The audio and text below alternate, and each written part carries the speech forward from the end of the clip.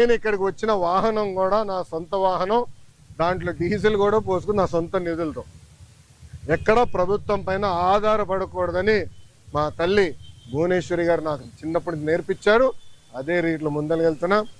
ఎట్టి పరిస్థితుల్లో ఈ కేసు నేను లాజికల్ ఎండ్కి తీసుకెళ్తాను. ఎన్నిసార్లు వాయిదాలు వేసినా నాకు ఇబ్బంది లేదు, ఎన్నిసార్లు రమ్మన్నా నాకు ఎలాంటి మొహమాటం లేదు. ఎందుకంటే నేను తప్పు చేయలేదు. నిజం గెలిచడానికి కొంచెం ఆలస్యమైనా నిజం గెలుస్తుందని బలంగా నమ్మే వ్యక్తిని. గతంలో కూడా నేను చూశాను, నాకు నేను కట్టుబడి ఉంటా. ఇప్పుడు మీడియా మిత్రులు కానీ ప్రశ్న ఉంటే సమాధానం చెప్పిన చూద్దాం. అవును సార్, అవును సార్.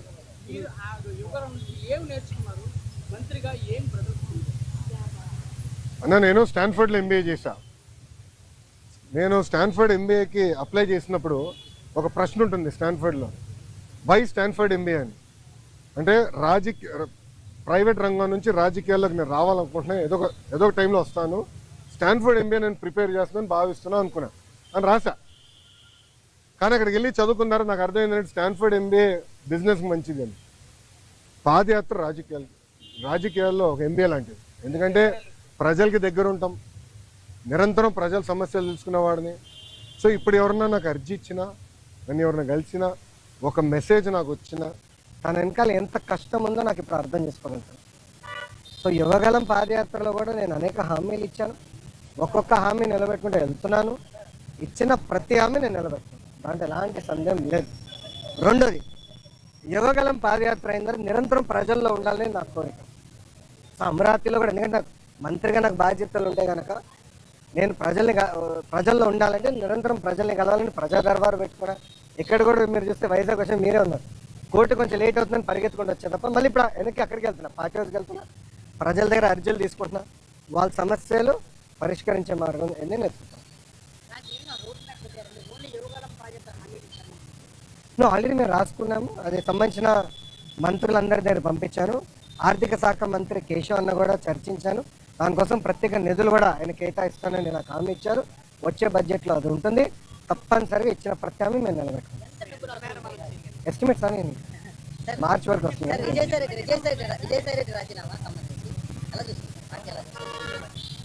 ఏ పార్టీ? వైకాపానా తెలుగుదేశం పార్టీ. ఇప్పుడు ఒకటన్నా, తల్లి చెల్లికే జగన్మోహన్ రెడ్డి గారిపై నమ్మకం లేదు, ఇంకా పార్టీలో ఉన్న నాయకులకు ఎలాంటి నమ్మకం ఉంటుంది? నేను ఎప్పటి నుంచో చెప్తున్నా, వైకాపా నాయకుడు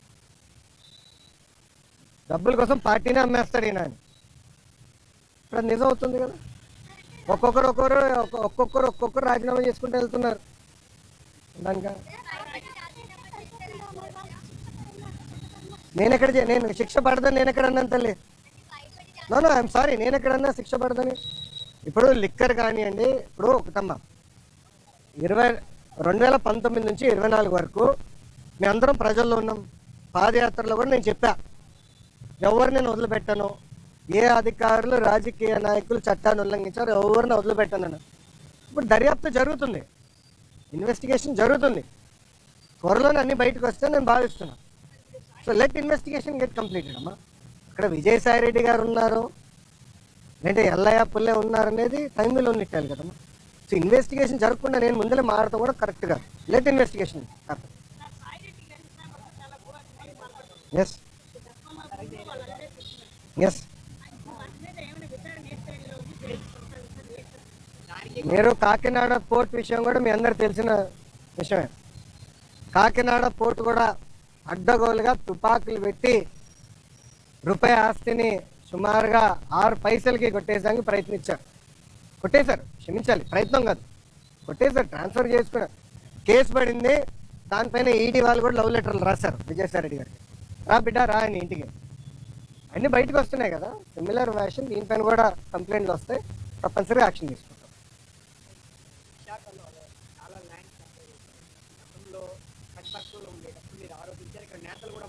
అవునండి.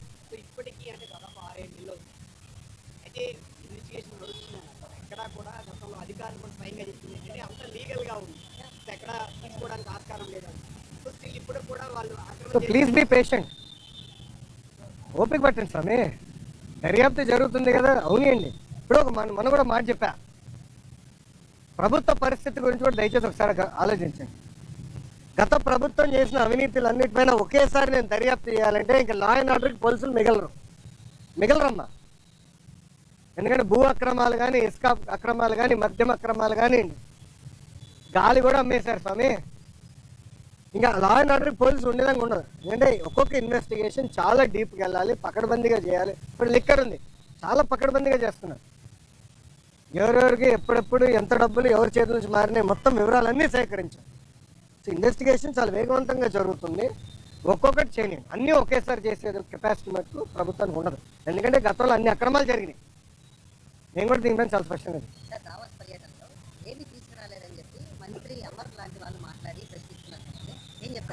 అరే కోడిగుడ్డుని నేను సూటిగా ప్రశ్నిస్తున్నా. మీరు మంత్రిగా ఉన్నప్పుడు మీరు ఏం తీసుకొచ్చారు ఆంధ్రాకి? ఏం తీసుకొచ్చారు చెప్పండి. ఇప్పుడు మేము మాకు ఇప్పుడే థ్యాంక్ యూ అన్న 7 నెలల్లో 6,33,568 కోట్ల రూపాయలు పెట్టుబడులు తీసుకొచ్చాము. 4,10,125 మందికి ఉద్యోగాలు కల్పించే పరిశ్రమలు ఆంధ్ర రాష్ట్రానికి ఎన్డీఏ ప్రభుత్వం తీసుకొచ్చింది. అది గర్వకారణం. కాగ్నిసెంట్ గురించి కూడా నేను ట్వీట్ పెట్టా కదా, చూడలేదన్న ట్వీట్? ఎవరు మీకు ఇచ్చిందే, మన ఇచ్చిందే. సాక్షి ఉన్నాడు ఇక్కడ, సాక్షి రాలేదా? ఆయనే రిపోర్టరా? కేసు రాలేదా? సాక్షి ఎవరు లేడా? అరే ఆయనకి ఇద్దాం అనుకున్నాను కాగితం. ఇదన్నా చూడరా భయ్, కళ్ళు తెరువు అని. ఇప్పుడు మీరు చూడండి, బాబు గారి దావోస్కి దాదాపు 1997 నుంచి వెళ్తున్నారమ్మా. దావోస్కి వెళ్ళినప్పుడు ఎప్పుడు ఒప్పందాలు చేసుకోం. దావోస్ సర్చ్ చేస్తాం, ఇంట్రెస్ట్ ఎవరికి ఎలా ఉందో డిస్కస్ చేసి మళ్ళీ తిరిగి వచ్చిన తర్వాత ఒప్పందాలు చేసుకుంటాం.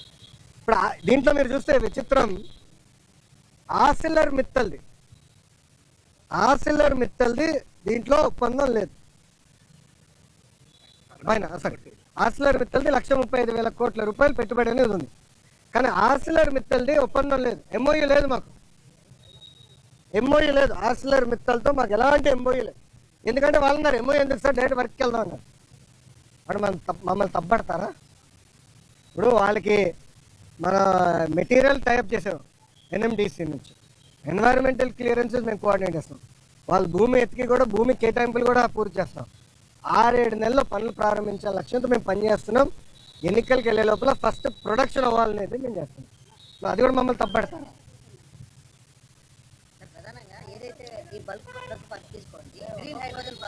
అవును, ఇవన్నీ మంత్రిగా నేనున్నప్పుడు సంతకం పెట్టాను. ఇది టీడీపీ ఎందుకు క్రెడిట్ తీసుకుంటుందంటూ కూడా మాట్లాడుతున్నారు. ఏం సంతకం పెట్టాడు స్వామి? మంత్రిగా మళ్ళీ కంపెనీలు ఎందుకు రాలేదని అడుగుతున్నాను నేను. ఎందుకు మీరు శంకుస్థాపన చేయలే? ఇది ఎట్టుందంటే కియా మోటార్స్ ఎవరు తీసుకొచ్చారో మీ అందరు బాగా తెలుసు. ఆనాడు కియా మోటార్స్ తీసుకొచ్చి చంద్రబాబు నాయుడు గారు అహర్నిశలు కష్టపడ్డారు. 16 నెలల్లో ప్రొడక్షన్ తీసుకొచ్చారు. వైకాపా ప్రభుత్వ అధికారంలోకి వచ్చిన తర్వాత ఒక ఈమెయిల్ సృష్టించి, గతంలో రాజశేఖర రెడ్డి గారు ఈమెయిల్ పెట్టారు, ఆ ఈమెయిల్ వల్ల కియా మోటార్స్ వచ్చిందండి. ఇంకేం చెప్పాల్సి ఉంది. టీసీఎస్ కూడా క్రెడిట్ తీసుకున్నారు, మీరు చూసారో లేదో. టీసీఎస్ కూడా క్రెడిట్ తీసుకోవడానికి ప్రయత్నించారు. మేము తీసుకొచ్చి నేనే చంద్ర గారితో మాట్లాడి ఆయన ఆఫీస్కి వెళ్ళాను స్వామి. ఆయనతో 45 నిమిషాలు 1-on-1 నేను మీటింగ్ పెట్టుకున్నాను. తర్వాత నా అదృష్టం ఏంటంటే చంద్ర గారు వాళ్ళు మొత్తం మేనేజ్మెంట్ ఇంపార్టెంట్ లీడర్స్ అందరినీ పిలిచి నాతో మీటింగ్ పెట్టించారు తెలుసా. అక్కడ క్లీన్ చేసాం మేము. ఇది తాజ్ హోటల్స్ కానివ్వండి, టీసీఎస్ కానివ్వండి, రెన్యూవబుల్ ఎనర్జీ కానివ్వండి అన్నీ. ఇప్పుడు మీరందరూ ఒకటి గుర్తుపెట్టుకోవాలి. మీరందరూ ఒక ప్రశ్న అడిగారు, మహారాష్ట్రకి ఇంత పెట్టుబడి వెళ్తుంది. దానికి కారణం ఏంటో తెలుసా? Consistency in government. అంటే ఒకే ప్రభుత్వం మళ్ళీ వచ్చేగల ఏమవుతుందంటే అక్కడున్న పెట్టుబడులు పెట్టే వాళ్ళకి కాన్ఫిడెన్స్. దావోస్లో ఒక పారిశ్రామికవేత్త నేను కలిసాను, మన ఆంధ్ర రాష్ట్రంలో పెట్టుబడి పెట్టాడని. నాకు టైం లేదు బాస్, నాకు ఇంకొక మీటింగ్ పరిగెడుతున్నా, నాతో నడవండి అని చెప్పి మన ఆంధ్ర పెవిలియన్ నుంచి భారత్ పెవిలియన్ వరకు మేము నడుచుకుంటూ వెళ్తున్నాం. ఒక 10 నిమిషాలు వాక్. ఆయన అన్నాడు, నేను జగన్మోహన్ రెడ్డి గారిని ఇదే దావోస్లో కలిసానికి ప్రయత్నించా, చాలామంది అడిగా, కలవనని చెప్పాడు అన్నాడు. ఎందుకన్నా?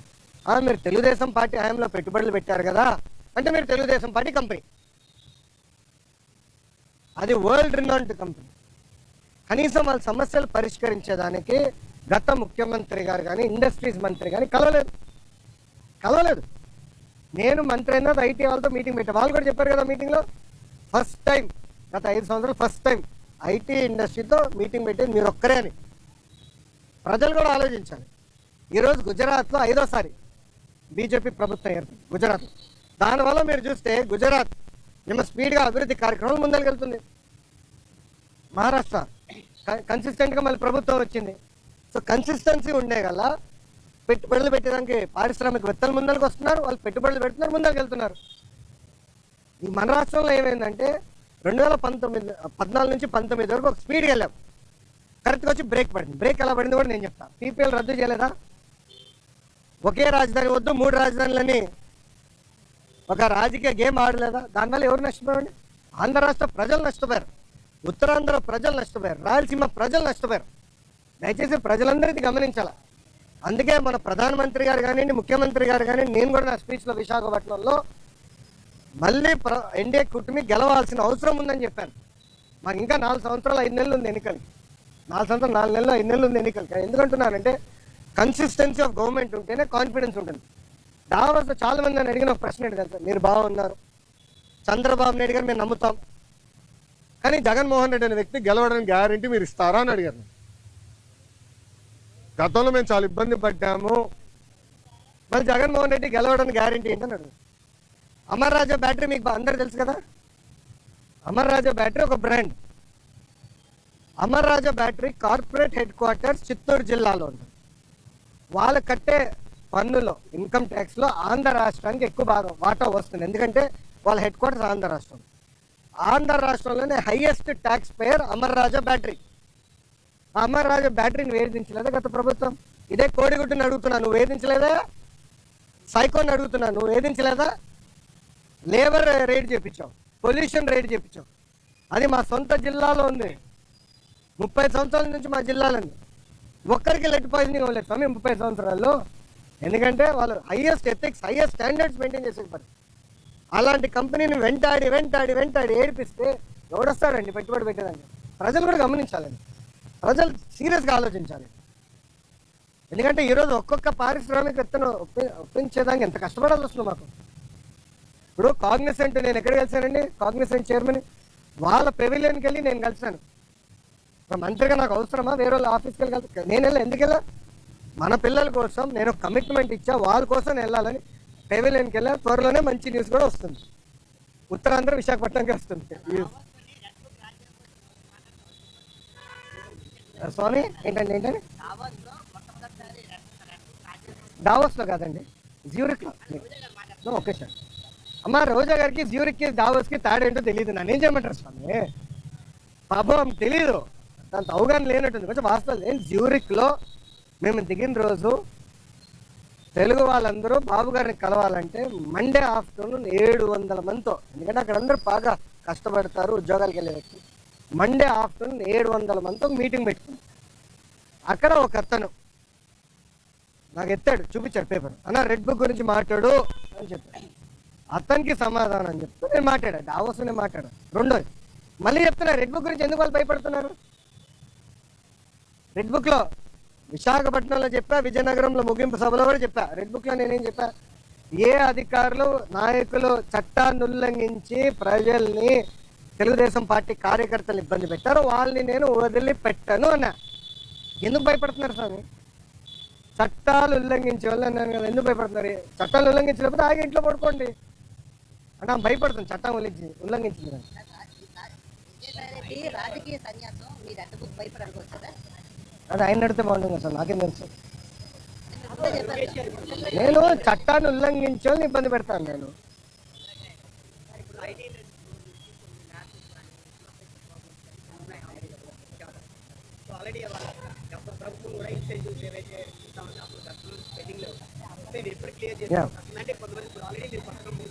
ఎస్ ఎస్ అన్న, ఇప్పుడు నేను ఆల్రెడీ వాళ్ళందరితో టచ్లో ఉన్నా. వాళ్ళు అడిగిన బేసిక్ కమ్యూనిటీస్, ఇప్పుడు బస్ అడిగారు, స్ట్రీట్ లైటింగ్ అడిగారు, ఆ బేసిక్. దాని తర్వాత రాత్రి మన మొబైల్ పోలీస్ యూనిట్ ఉంటే బాగుంటుంది అన్నారు. అవన్నీ మనం ఏర్పాటు చేసాం.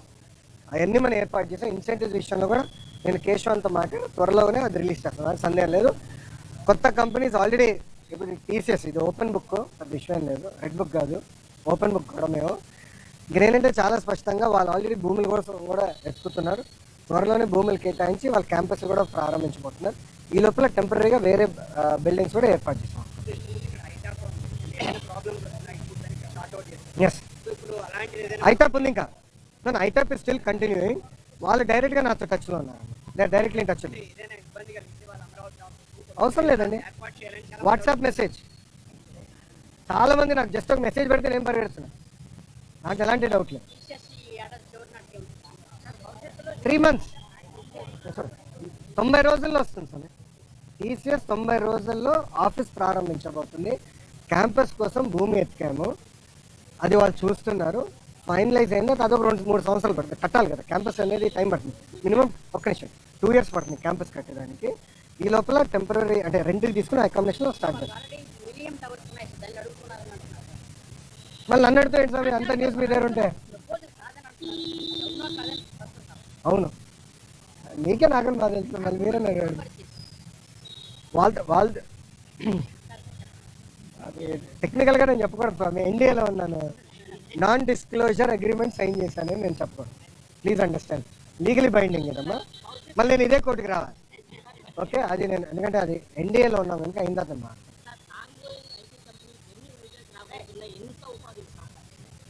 అన్న, నా అంచనా ప్రకారం 5 సంవత్సరాల్లో కనీసం 5 లక్షల మంది ఐటీ రంగంలో వైజాగ్లో ఉద్యోగాలు కల్పిస్తాం. 5 లక్షలు. ఎందుకంటే నేను ఓపెన్గా చెప్తున్నా, 2014 నుంచి 2014 నుంచి 19 వరకు ఒక రెసిస్టెన్స్ ఉండే. ఎందుకో కానీ నేను ఎంత ట్రై చేసినా అంత ఈజీగా వచ్చేవారు కాదు. కానీ ఈసారి చాలా పాజిటివ్గా రెస్పాండ్ అవుతున్నారు. లేదు చేయాలి, ఆంధ్ర రాష్ట్రంలో మేము అనుకున్నంత స్థాయిలో మేము ఏనాడు పెట్టుబడులు పెట్టలేదని విప్రో, ఇంక్లూడింగ్ విప్రో, రిషబ్ ప్రేమ్జీతో కూడా నేను మాట్లాడాను.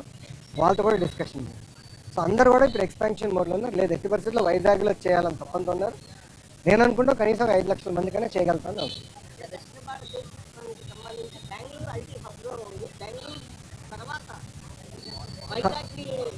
బెంగళూరు తర్వాత హైదరాబాదే స్వామి. ఇప్పుడు ఓపెన్గా మాట్లాడుకుంటే బెంగళూరు ఐటీ రంగంలో బెంగళూరు నెంబర్ 1, దాని తర్వాత వైజాగ్, దాని తర్వాత చెన్నై కూడా ఉంది. మన ప్రభుత్వ ఆలోచన ఏంటంటే ఇప్పుడు ఐటీ రంగంలో కొత్తవి వచ్చినాయి. ఇప్పుడు డీప్ టెక్నాలజీ, మనకి బిగ్ డేటా, మనకి ఆర్టిఫిషియల్ ఇంటెలిజెన్స్ ఇవన్నీ వచ్చినాయి. అవన్నీ వాడి మనం లీప్ ఫ్రాగ్ చేయాలనేది మనం ఒక లక్ష్యంగా పెట్టుకున్నాం. దాంట్లో భాగంగా డేటా సిటీ ఒకటి డిస్కస్ చేసాము, కాగ్నిసెంట్ వాళ్ళతో మాట్లాడాము, టీసీఎస్ వాళ్ళు వచ్చేసారు, ఇన్ఫోసిస్ వాళ్ళు క్యాంపస్ ఎత్తుకుతున్నారు, దాని తర్వాత విప్రోలో ఎక్స్పాండ్ చేస్తాం అనుకుంటున్నారు. ఇట్లా టాప్ 100 కంపెనీస్తో మేము డిస్కషన్ చేస్తాం. అది ఒక భాగం. రెండోది జీసీసీ, గ్లోబల్ కేపబిలిటీ సెంటర్ అని పెట్టారు. అదేంటంటే ఫార్చ్యూన్ 2000 కంపెనీస్ ఉంటాయి. అంటే మనం జనరల్గా ఫార్చ్యూన్ 500 అంటాం, అంటే పెద్ద కంపెనీ. దాని కింద ఉంటాయి అంటే $200 million, $300 million రెవెన్యూ ఉన్న కంపెనీలు కూడా ఉంటాయి. అంటే 2,500 కోట్ల నుంచి 3,000 కోట్ల రెవెన్యూ కంపెనీ. వాళ్ళందరూ కూడా భారతదేశంలో ఒక డెవలప్మెంట్ సెంటర్ పెట్టాలనుకుంటారు. దాన్ని జీసీసీ అంటారు. ఆ జీసీసీ కూడా డైరెక్ట్గా వాళ్ళు పెట్టుకుని ఏం చేస్తారంటే కాగ్నిసెంట్ అన్నో ఏఎన్ఎస్ఆర్ లాంటి సంస్థలతో వాళ్ళు మాట్లాడి మీరు పెట్టండి, మీ దగ్గర మేము కొంటామండి. సో వాళ్ళతో కూడా మేము టచ్లోకి వెళ్ళి వాళ్ళు కూడా మీరు జీసీసీ పెట్టండి, భూములు నేను చౌక్ ఇస్తా. నేను ఏ స్థాయికి వెళ్ళానంటే మీ అందరూ వేయడండి, మొదటి 500 ఐటీ కంపెనీలకి భారతదేశంలోనే ఎవరిని ఇవ్వని విధంగా అతి తక్కువ ధరకి భూమి ఇస్తాను నేను హామీ ఇచ్చా. అతి తక్కువ ధర ఫస్ట్ కేటాయింపు అయిన తర్వాత మీరు ఆశ్చర్యపోతారు. నేను కమిట్మెంట్ ఇచ్చాడు డావోస్లో మొదటి 500 కంపెనీలు. ఇది ఎందుకు చెప్తున్నానంటే విశాఖపట్నాన్ని తీసుకురావాలంటే ఒక పక్కన మనకి టాలెంట్ ఉంది, దాంట్లో ఎలాంటి సందేహం లేదు. బట్ కంపెనీలు కూడా తీసుకురావాలంటే భూములు కానీ ఎక్కువ సిస్టమ్ అని ఏర్పాటు చేయాల్సిన అవసరం. అది చేశాం. గతంలో హెచ్సిఎల్ కూడా నేను అట్టనే ఇచ్చాను. చాలామంది ఎగతాలు చేశారు. కానీ ఈరోజు వెళ్ళి మీరు చూడండి, విజయవాడలో హెచ్సిఎల్ ఎక్స్పాండ్ చేస్తున్నారు. ఇప్పటికే 4,000 మంది పనిచేస్తున్నారు, అది ఎక్స్పాండ్ చేస్తున్నారు. అదే ఆనాడు మేము వేసిన ఇస్తున్నాం. విశాఖపట్నంలో పెద్ద ఎత్తున ఐటీ పరిశ్రమలు వస్తాయి. Mark my words, date time stamp కూడా చేసుకోండి. వాళ్ళు ఆపమంటున్నారు, మీరేం ప్రశ్నలు అడుగుతున్నారు. మీకెండ మీకు బాగా చోట్ల సరిపోతుందా? నాకు పర్లేదు, నాకు అలవాటే కదా, పాదయాత్రలో నడిచే కదా ఆగి ఉంది.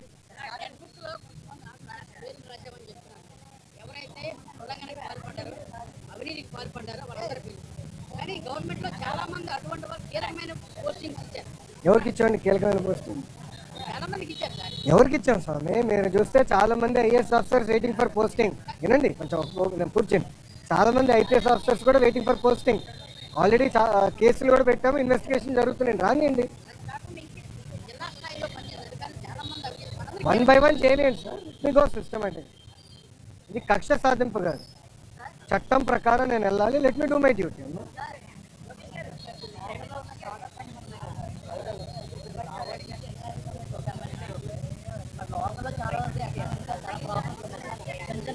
అవును అవును, దానికి ఏం చేసామంటమ్మా, నెక్స్ట్ బడ్జెట్లో రతన్ టాటా ఇన్నోవేషన్ హబ్ అని రతన్ టాటా గారి పేరుతో పెట్టామమ్మా. దానికి ఒక ఎకో సిస్టమ్ క్రియేట్ చేయాలి, దానికి ఒక పాలసీ మేము తీసుకొస్తాం. నెక్స్ట్ బడ్జెట్లో పెట్టి ఏప్రిల్ నుంచి మేము సీట్ చేస్తాం. సో డబ్బులు కేటాయింపులు కానీ అన్నీ చేసి వచ్చి మేము తీసుకుంటాం. Okay sir, sorry. అవును సార్,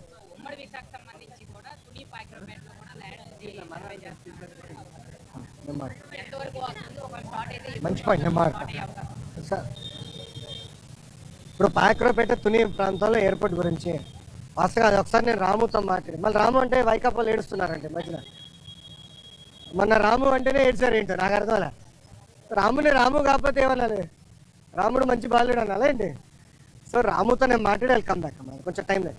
అది కాదు, విచిత్రం అంటే చెప్తాను. ఈరోజు మీరు ఎవరు విశాఖ స్టీల్ ప్లాంట్ గురించి అడగల. మొన్నటి వరకు ఒక్క నిమిషం ఆగండి అమ్మా, ఒక్క నిమిషం ఆగండి. మీడియా మిత్రులు ఎప్పుడు అడిగినా విశాఖ స్టీల్ ప్లాంట్ అని ఫస్ట్ బుల్లెట్ కాళ్ళ దింపేవారు. నేను ఆనాడు ఏం చెప్పాను? ప్రైవేటీకరణ జరగనీయము, అవ్వదు, మార్క్ మై వర్డ్స్ అని చెప్పా. ఈరోజు కట్టుబడి ఉన్నా సరే, మేము కట్టుబడి ఉన్నాం. ఎన్డీఏ ప్రభుత్వం ప్రజల దయవల, ఇదేదో మేము మా గొప్పతనం కాదు, ప్రజలు అద్భుతమైన మ్యాండేట్ ఎన్డీఏకి ఇచ్చింది కనుక ఈరోజు మేము మాట్లాడగలుగుతున్నాం. భారతదేశంలో అనేక ఉక్కు ఫ్యాక్టరీలు ప్రైవేటీకరణ జరుగుతుంటే కేవలం ఒక విశాఖ ఉక్కు కాపాడుకోగలం. దానికి కారణం మీరు ప్రజలు మాకు ఇచ్చిన మ్యాండేట్. 7 నెలల్లో స్టెబిలిటీ కోసం సుమారుగా 1300 నుంచి 1600 కోట్ల రూపాయలు స్టెబిలిటీ కోసం తీసుకొచ్చాం. ఇప్పుడు 11,000 కోట్ల రూపాయలు కేంద్ర ప్రభుత్వం నిధులు తీసుకొచ్చాం. ఆంధ్ర రాష్ట్ర ప్రభుత్వంగా సుమారుగా 2,500 కోట్లు వేస్తున్నాం. ఇది by way of water, by way of power stability ఇచ్చడం.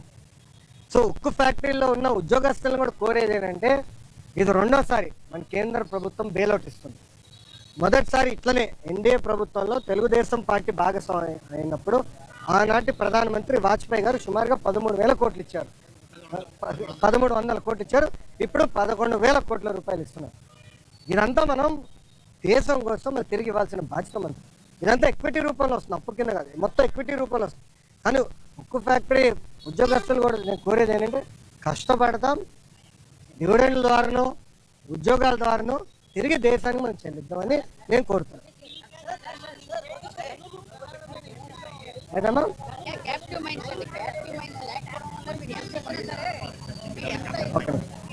అన్న ఒక్క నిమిషం, I'm sorry, that is the wrong argument.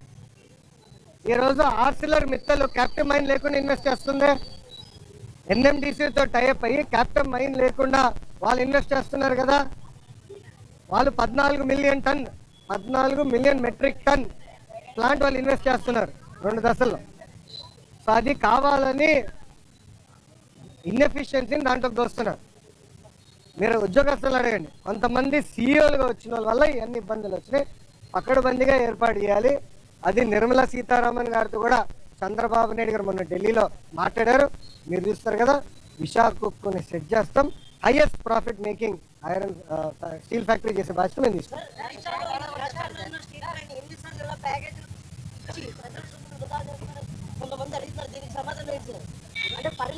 విచిత్రం ఏంటంటే చేయకపోతే ఏమో ప్రైవేటీకరణ అని మీరే అడుగుతారు, ఇస్తే ఏమో ప్రజల డబ్బు వృధా చేస్తాను అన్న ఒక మాట. విశాఖ ఉక్కుకి చాలా ఎమోషనల్ అటాచ్మెంట్ ఉంది ఆంధ్ర రాష్ట్ర ప్రజలకు. ఆనాడు విశాఖ ఉక్కు ఆంధ్రుల హక్కు అని ఎంతోమంది త్యాగాలతో విశాఖ ఉక్కు ఏర్పడింది. కొంతమంది అధికారుల ఇన్ఎఫిషియన్సీ వల్లనే, మళ్ళీ ఐఎమ్ రిపీటింగ్, కొంతమంది అధికారుల ఇన్ఎఫిషియన్సీ వల్లనే ఆ ఉక్కు ఫ్యాక్టరీ ఇలాంటి పరిస్థితికి వచ్చింది. లేదంటే it is one of the highest profit making. విశాఖకున్న టెక్నాలజీ కూడా అద్భుతమైన టెక్నాలజీ. అన్నా నేను హైదరాబాద్లో ఇల్లు కట్టుకున్నప్పుడు విశాఖ స్టీలే వాడా, ఇప్పుడు అమరావతిలో ఇల్లు కట్టబోతున్నా విశాఖ స్టీలే వాడతా, ఎందుకంటే నన్ను నమ్ముకుంది ఆ స్టీల్ మీద. క్వాలిటీ ఒక్క నిమిషం ఏంటండి కూర్చోండి, క్వాలిటీ పైన నాకు నమ్మకం, అంటే అంత మంచి టెక్నాలజీ ఉంది విశాఖ. కొంతమంది లీడర్షిప్ వల్ల దెబ్బతిన, అది నిర్మలా సీతారామన్ గారితో కూడా చర్చ జరిగింది. పకడ్బందైన లీడర్షిప్ని మేము తీసుకొస్తాం, దాని దారిలో పెడతాం, డివిడెండ్ ద్వారా ఉద్యోగాల ద్వారా మళ్ళీ దేశాన్ని తిరిగి మేము డబ్బులు ఇస్తాం. ఓకేనా? పాపం మీ వాళ్ళకి చోట్ల గారిపోతుంది. ఒక్క నిమిషం, మళ్ళీ సమాధానం చెప్పొద్దు, పారిపోయిన మీరే రాస్తారు. బాగండి, చెప్పండి సార్. సారీ రిపీట్ చేయండి సార్. సాయిరెడ్డి గారు ఏమన్నారండి? రాజకీయ సన్యాసం తీసుకుంటున్నా అని చెప్పారు. ఇంక మళ్ళీ దాని పార్టీలో చేరేదంటే టీడీపీలో చేరేది ఏమన్నా?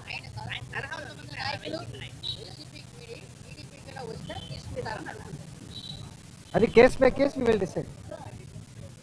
ఎందుకంటే మా కార్యకర్తలు ఇబ్బంది పెట్టడం నేను ఎందుకు తీసుకుంటా? మా కార్యకర్తల పైన కేసులు పెట్టడం ఎందుకు తీసుకుంటా? అరే నా పైన కూడా కేసులు ఉన్నాయి స్వామి, ఎస్సీ ఎస్టీ కేసు ఉంది నా పైన, అటెంప్ట్ మర్డర్ కేసు ఉంది, అయినా ఇప్పుడు జరుగుతున్నాయి కదా సార్.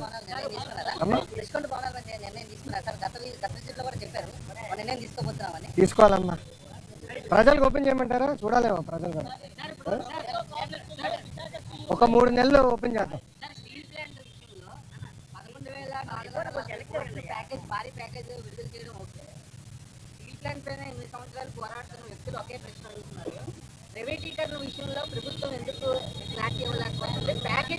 స్వామి ఒక్క నిమిషం, ఒక్క నిమిషం, ఇంక ఎన్నిసార్లు చెప్పాలి స్వామి? ఐఎమ్ సారీ, ఒక్క నిమిషం. చంద్రబాబు నాయుడు గారు చెప్పారు, కుమారస్వామి గారు చెప్పారు, నేను చెప్పా, ఇంకెంతమంది చెప్పాలి స్వామి? ఇంకెంత హామీ ఇవ్వాలి? అరే ప్రైవేటీకరణ జరగదని చెప్తే మళ్ళీ ఇంకా డౌట్ ఏంటి స్వామి? ఒక్క నిమిషం, మీరు ఏ మీడియా స్వామి? ఒక్క నిమిషం, మీరు కొంచెం చదవాలి స్వామి. ప్రైవేటీకరణ జరగదని చెప్పిన తర్వాత ఇంకేం డౌట్ స్వామి?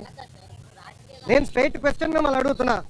ప్రైవేటీకరణ జరగదని నేను హామీ ఇచ్చా, నిధులు తీసుకొచ్చాం, క్యాపిటేషన్ చేసా, ఇంకేం హామీ ఇవ్వాలి నీకు? Bond paper రాసేవాళ్ళ?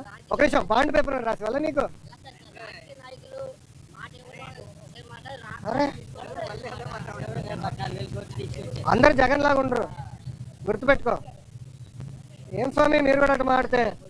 అది కాదు, అడిగేదాన్ని కూడా ఒక అర్థం ఉండాలి సార్. ఒక్క నిమిషం, మీడియా మిత్రులు కూడా మీరు ఆలోచించండి, ఈ ప్రశ్న ఏమైనా అర్థం ఉందా?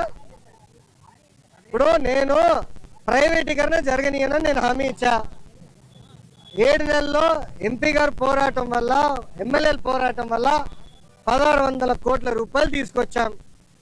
భారతదేశం వ్యాప్తంగా అన్ని ఉక్కు ఫ్యాక్టరీలు ప్రైవేటీకరణ జరిగే సమయంలో విశాఖ ఉక్కుకే, కేవలం విశాఖ ఉక్కుకే 11,000 కోట్ల రూపాయలు ఎక్విటీ రూపంలో, నాట్ డెట్, ఎక్విటీ రూపంలో కేంద్ర ప్రభుత్వం తీసుకొస్తుంది. రాష్ట్ర ప్రభుత్వం కూడా సుమారుగా 2,000 పైచిలుక కోట్ల రూపాయలు ఎక్విటీ రూపంలో తీసుకొస్తుంది. మళ్ళీ ప్రైవేటీకరణ అడుగుతాడు. నాకే అర్థం అవుతాయి, నీకు ఎట్ట సమాధానం చెప్పాలి రప్ప? మీరే చెప్పండి, నాకు అర్థం. ఒక నిమిషం, నేను చాలా స్పష్టంగా దీని గురించి చెప్పదలుచుకున్నాను. పిల్లలకి ఎలాంటి ఇబ్బంది లేదు ఈరోజు, ఎందుకంటే డైరెక్ట్ యజమాని అకౌంట్లో మేము వేస్తామని హామీ ఇచ్చాం. రైట్, ఆల్రెడీ ఫైనాన్స్ కూడా కేటాయించాం. ఓన్లీ ఇష్యూ ఏంటంటే కేంద్రం నుంచి దళితులకి కేంద్రం నుంచి డబ్బులు వస్తాయమ్మా, అది లింకింగ్ ప్రాసెస్లో అయిపోతుంది, త్వరలో రిలీజ్ అవుతుంది. సో డైరెక్ట్ అకౌంట్లో వేస్తాం. ఎవరు పిల్లల అకౌంట్, తల్లిదండ్రులకి ఎలాంటి ఇబ్బంది లేదు, వాళ్ళ పిల్లలు చదివించుకోవచ్చు, యజమాని అకౌంట్లో వేస్తాం.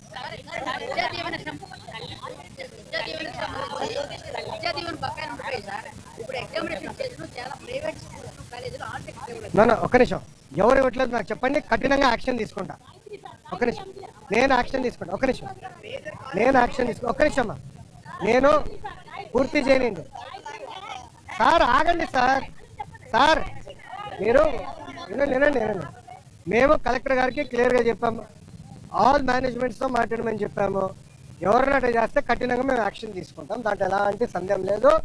పిల్లలు ఆగే ఎగ్జామ్ రాసుకోవచ్చు, డైరెక్ట్గా కాలేజ్ అకౌంట్లో డబ్బులు వేసే బాధ్యత మాది. ఓకేనా? ఇప్పుడు ఒక నిమిషం, గత ప్రభుత్వం, ఒక నిమిషం చప్పట్లో పెట్టమని, గత ప్రభుత్వం సుమారుగా 3,000 కోట్ల రూపాయలు బకాయిలు పెట్టిపోయింది. ఎందుకు పెట్టారో వాళ్ళని అడగండి, కోడిగుడ్డుని అడగండి ఒకసారి, ఎందుకు బకాయిలు పెట్టిపోయినాడు? 3,000 కోట్ల రూపాయలు మేము కట్టాల్సిన అవసరం, కడతాం, టైం పడుతుంది. ఇంకా ముందర ఇయర్ రెగ్యులరైజ్ చేయాలి, బకాయిలు కూడా ఫేజ్ మేనర్గా మేము చెల్లిస్తాం. ఓకేమా?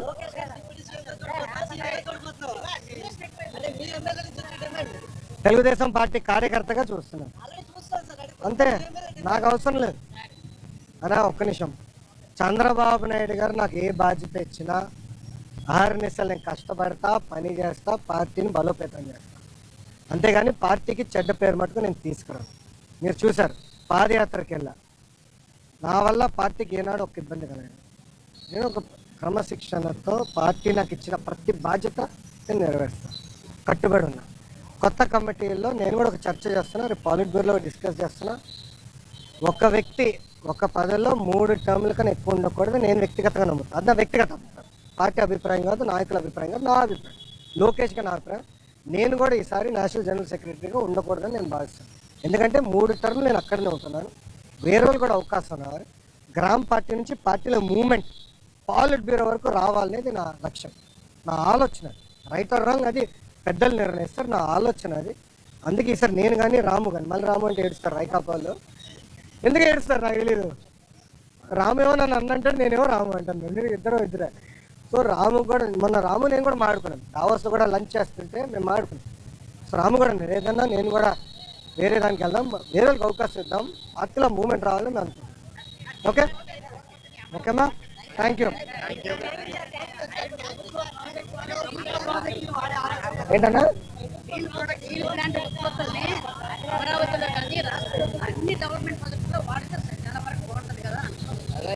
కరెక్ట్ అన్నా, కానీ దానికి ఏమవుతుందంటే అది లీగలీ బైండింగ్ అవ్వచ్చు, అది problem.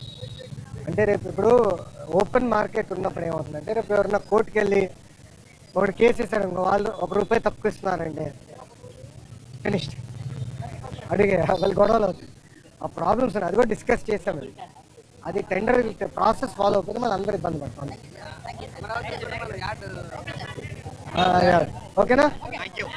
హ్యాపీనా? All question answer. Sakshi రాలా, నెక్స్ట్ టైం పట్టుకురండి, సాక్షిని. ఎక్కడ ఉన్నా కదా, ఏం మరో సాక్షి టీవీ నేను రాలా, వచ్చాడు, టీవీ నేను వచ్చాడు, రెడీగా ఉన్నాడు. Okay boss, thank you sir. జై హింద్. Party officer sir.